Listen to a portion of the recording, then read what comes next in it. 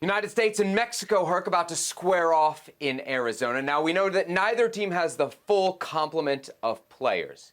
Yet still, we were assigned with a very difficult task of making a combined 11. Now, you made your combined 11. Yeah. I made my combined 11. That's it. And production has combined the combined 11. So that's what you're looking at right here. Now, surprisingly, Herc, there was quite a few positions, as you can see there, that are not highlighted.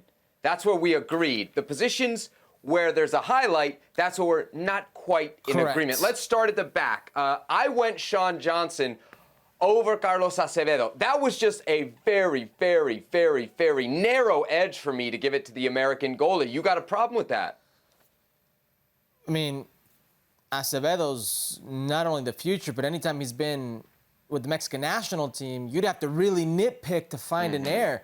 Really nitpick to find a glaring mistake on his part. He's been more than solid. Say what you will about Santos and what they've gone through this season. I think Carlos Acevedo right now is the better goalkeeper and has a higher ceiling. Okay. I'm going with Sean Johnson just because he's got that World Cup on his resume. A little World Cup pedigree never hurt anybody. Let's talk about Herc this back line because there's a lot of disagreement there.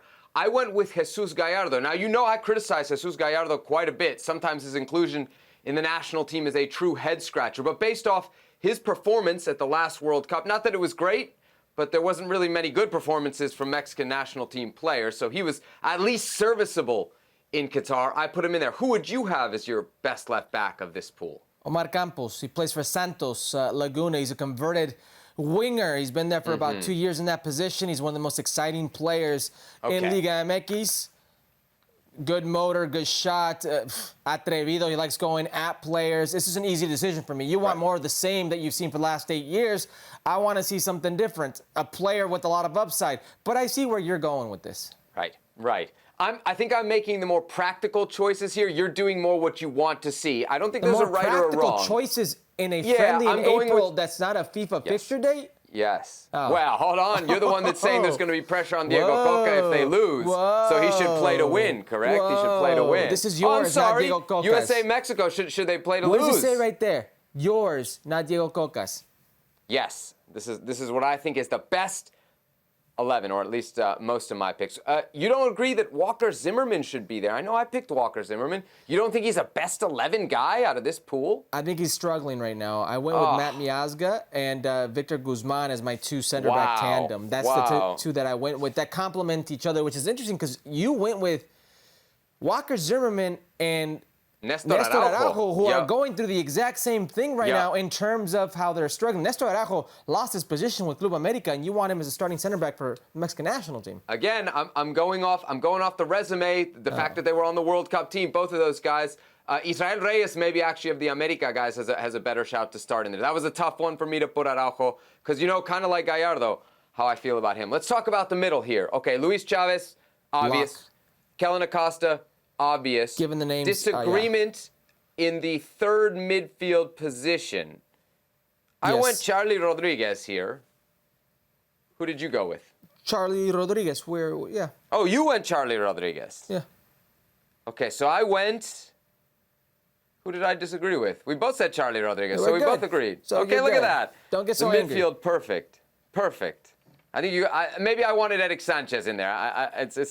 I wanted Eric Sanchez. Okay. I want to see a little Chavez Sanchez like I see at Pachuca. That's why I want to get him in there. But Charlie's not a bad shout. Again, if you go off resume, Charlie ahead of Sanchez, just because one was in the World Cup squad, the other wasn't. Up top, Brendan Vasquez, obvious. Alexis Vega, obvious.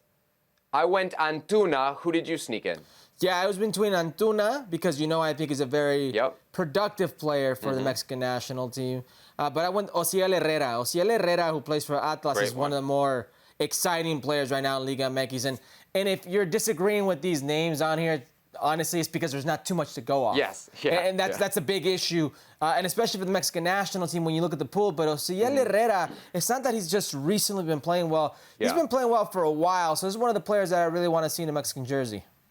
Not just playing well, Herc, but productive, right? Which is what you always want to see. With the Henry Martin injury, actually, as I was doing my Mexico best 11, I thought maybe a way to get Herrera on would be to bring him on and play Alexis Vega through the middle and Antuna on the other side. So I don't know what you do now without Henry Martin. but that's something for Diego Coca to figure out. The one place we agree on the back line, Serginho Dest, right? That's the one guy that came over from Europe. He had to be on the combined 11, no doubt about that. And he needs the minutes, And too. he needs the minutes, yes. All right, so there we have it. A combined 11 of our combined 11s for the United States against Mexico in Arizona on Wednesday.